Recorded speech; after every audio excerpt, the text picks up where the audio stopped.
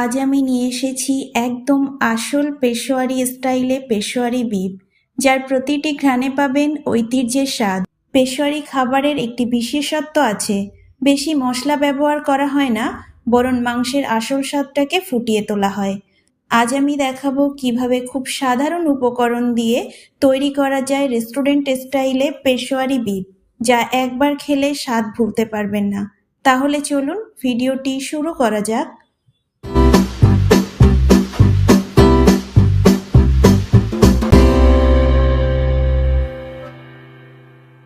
প্রথমে নিয়ে নিয়েছি 250 গ্রাম মাংস।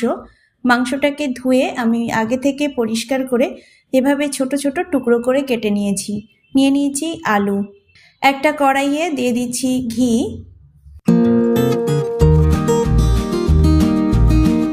এবার দিয়ে দিচ্ছি 1 টেবিল চামচ আদা রসুন বাটা।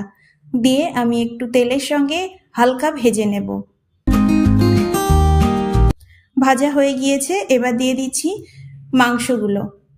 মাংসটা দিয়ে আমি আবারও একটু তেলের সঙ্গে হালকা ভেজে নেব।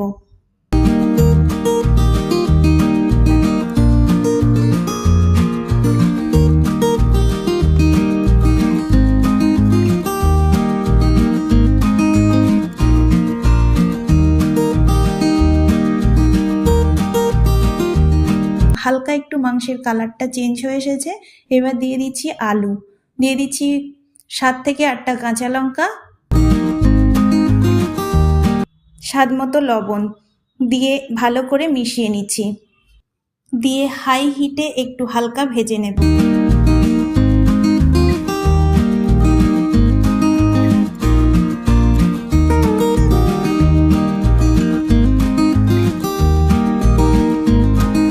পর্যন্ত এসে রেসিপির কোনো অংশ যদি ভালো লেগে থাকে একটা লাইক করে দেবেন।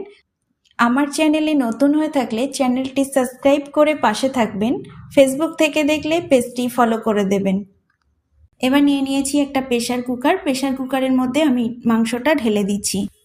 খুব সহজে ও খুব তাড়াতাড়ি রান্নাটা করার জন্য আমি পুরো রান্নাটাই কুকারে করব।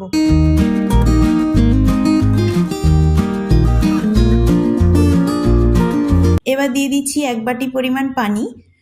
পানিটা দিয়ে আমি প্রেসার কুকারের ঢাকনাটা লাগিয়ে দিচ্ছি। হাই হিটে 20 থেকে 25 মিনিট রান্না করে নেব।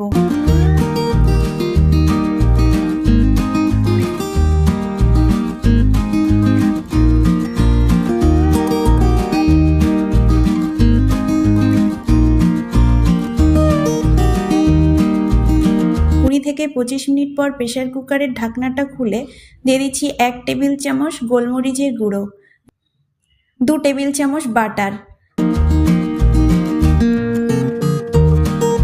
দিয়ে দিচ্ছি 2টো মুখ ফাটানো এলাচ। মশলার সঙ্গে ভালো করে মাংসটা মিশিয়ে নিচ্ছি।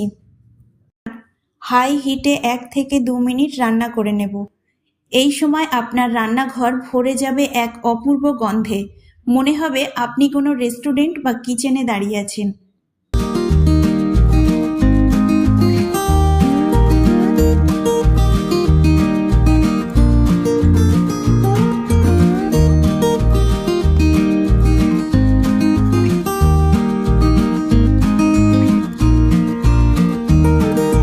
পেশোয়ারি বিফ আমার একদম তৈরি হয়ে গেছে।